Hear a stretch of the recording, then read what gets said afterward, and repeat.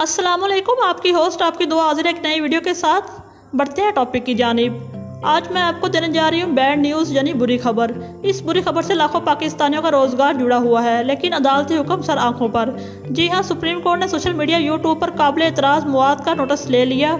अदालत ने नोटिस फ़िरका वाराना जुर्म में मुलविस शौकत अली की ज़मानत के मुकदमे में लिया।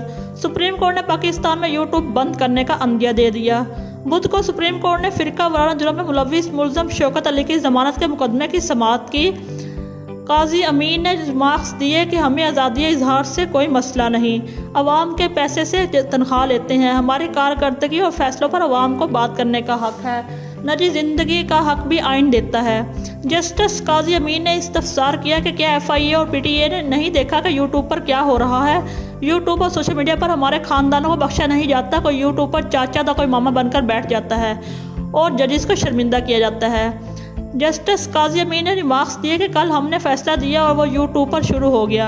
हम तहम्मुल का मुजाहरा कर रहे हैं और आखिर इसका इख्तिताम तो होना है। PTA हुक्काम ने अदालत को बताया कि हम इनफरादी मवाद को हटा नहीं सकते, सिर्फ रिपोर्ट कर सकते हैं। जस्टिस मुशीर आलम ने रिमार्क्स दिए कि कई ममालिक में यूट्यूब बंद है, अमरीका और यूरोपीय यूनियन के खिलाफ मवाद यूट्यूब पर डालकर दिखाएं। जस्टिस काजी अमीन ने मजीद कहा कि ऐसे जुर्म के मुर्तकिब कितने लोगों के खिलाफ कार्रवाई हुई। अदालत ने वजारत खारजा और अटॉर्नी जनरल को नोटिस जारी कर दिया। इसकी मजीद समाअत ईद के बाद होगी। ये तो था अदालती हुक्म और इसको माना हर पाकिस्तानी का कानूनी हक, आईनी और कानूनी हक है। अब बात करेंगे यूट्यूब बैन पर नुकसानात की।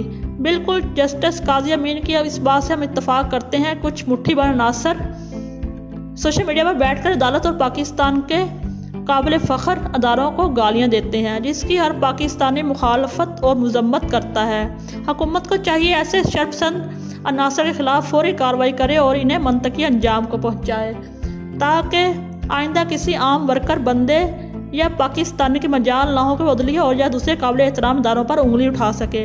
लेकिन हमारी जस्टिस काजी अमीन से इस्तदा है कि चंद अनासर की वजह से हज़ारों या लाखों यूट्यूब से जुड़े नौजवानों के रोज़गार और इससे कमाई से जलते चूल्हे ठंडे ना करें। बहुत से लोग पढ़े लिखे होने के बावजूद नौकरी ना मिलने की वजह से अपनी मेहनत और खुदादा सलाहियत से लाखों रुपया यूट्यूब से कमा रहे हैं। इससे पाकिस्तान की मईशत में भी काफ़ी फ़र्क पड़ा है। यूट्यूब पर एक घर बैठा शख्स किसी भी मसले पर फंस जाए तो यूट्यूब इसकी बेहतरीन रहनुमाई करता है। बेरोज़गारों की फ़ौज आकर पाकिस्तान में खुदकुशियाँ कर रही है। इसको बैन करके मज़ीद घरों में फाकों की नौबत आ जाएगी। पाकिस्तान में टैलेंट की कोई कमी नहीं है और यूट्यूब नौजवानों को एक बेहतरीन प्लेटफॉर्म मुहैया कर रहा है।